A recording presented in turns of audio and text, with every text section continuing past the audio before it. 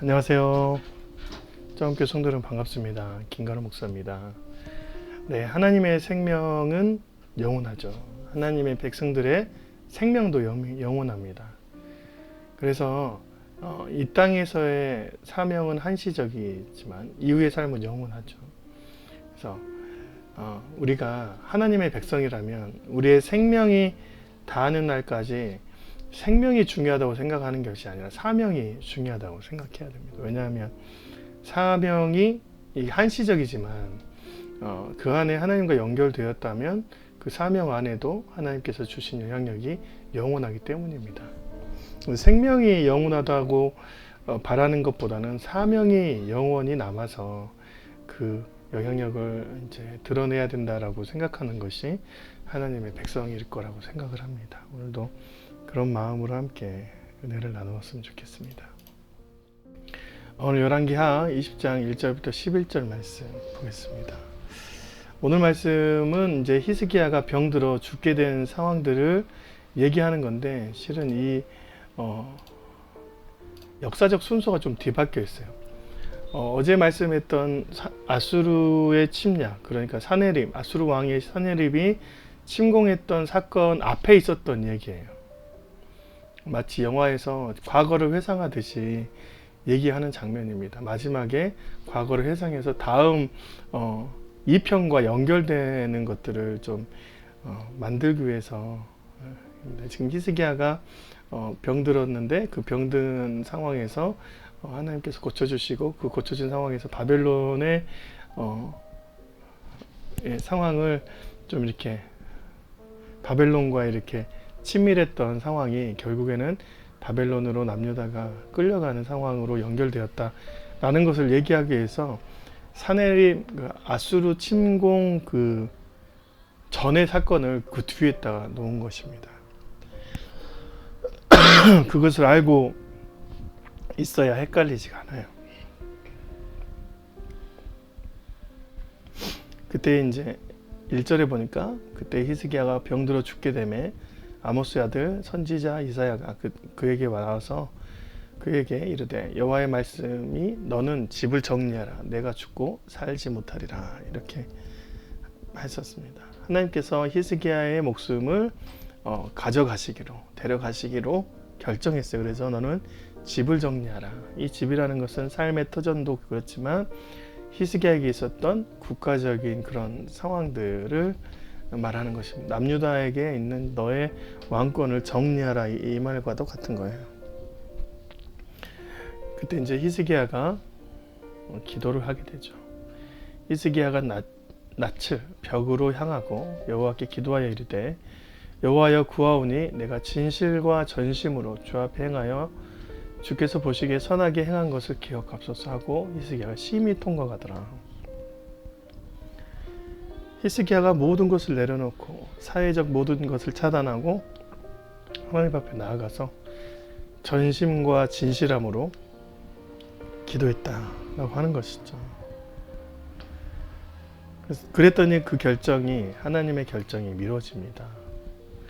이사야가 성읍 가운데까지도 이르기 전에 여호와의 말씀 그에게 임하시어 이르시되 너는 돌아가서 내 백성의 주권자 히스기야에게 이르기를 왕의 조상 다윗의 하나님 여호와의 말씀이 내가 내 기도를 들었고 내 눈물을 보았노라.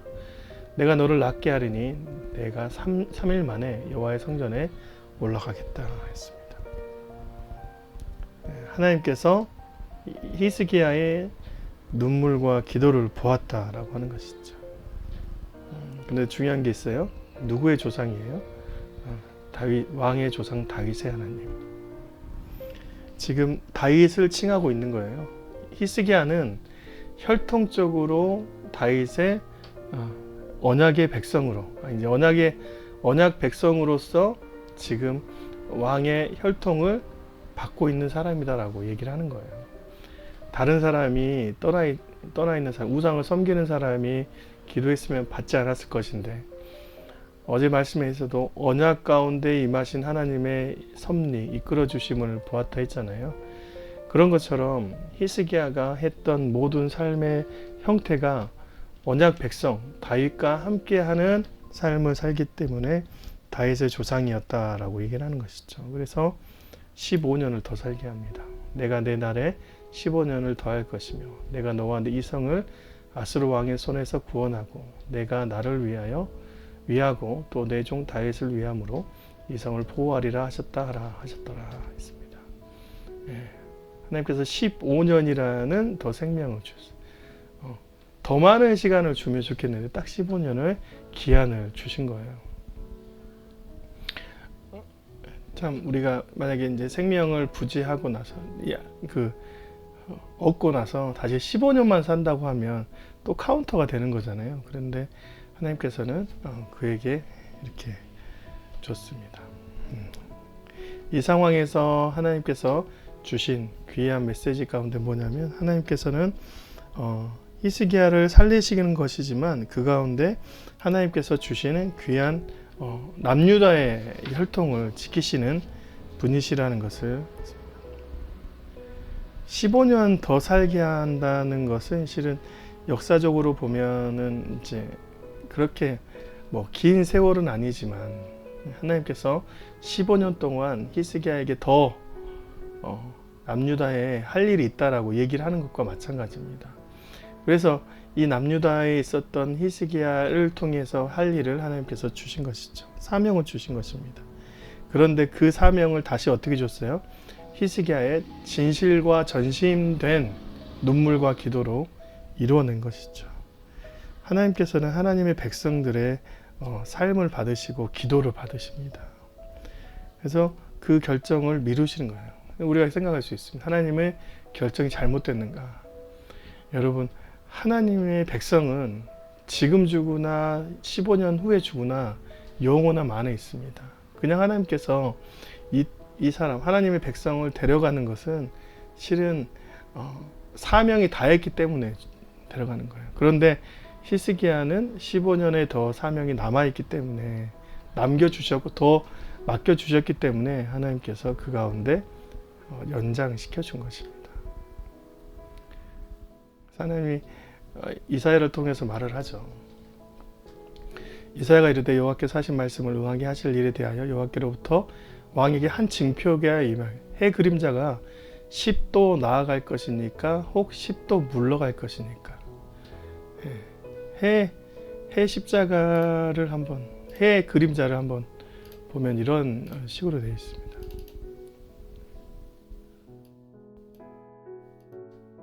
보이시죠? 이렇게 해서 해 그림자가 10도 한 칸 이제 옮겨질 것인가, 앞으로 전진할 것인가, 이것이 바로 이제 히스기야에게 이 이제 해시계는 이제 원어로 보면 계단이란 뜻입니다. 이제 계단을 타고 올라가면서 해가 이제 하늘에 닿는다. 그래서 아하스 해시계라고 이제 검색이 되더라고요. 여러분, 이제 10도 빨리 진행되는 것은 우리가 이제 날이 빨리 가면 더 빨리 가니까 눈 깜짝할 새에 앞으로 갈 수 있다는 것을 체크할 수 있지만 뒤로 가는 것은 거의 불가능합니다. 그래서 불가능한 일을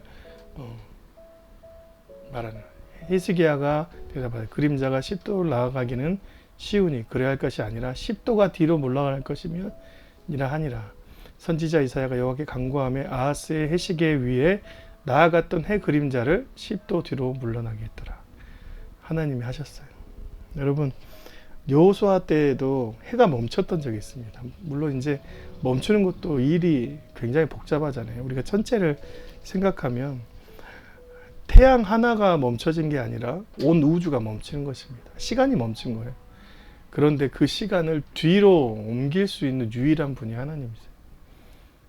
그런데 이제 그것을 뒤로 옮기는 그 역사를 보여주셨습니다. 이게 전체가 가고 있는 걸 멈춰서 뒤로 10도 옮겨진 것이죠.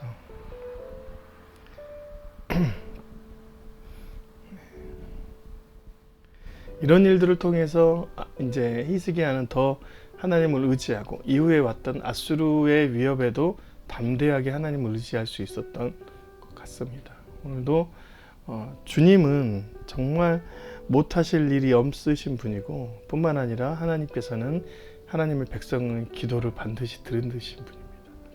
주님의 결정이 있어도 뿐만 아니라 우리가 상한 심령으로 주님 앞에 눈물과 기도로 전심으로 눈물로 기도할 때 주님은 그 결정을 미루시기도 하고 또한 그 결정 가운데 사명을 더 주시기도 하신다는 굉장히 인격적이신 하나님을 우리가 발견할 수 있는 대목이죠. 오늘도 이런 마음으로 여러분 하나님께 기도하시고 힘을 얻으시는 저와 여러분이 되시길 주님의 이름으로 축원드립니다. 고맙습니다.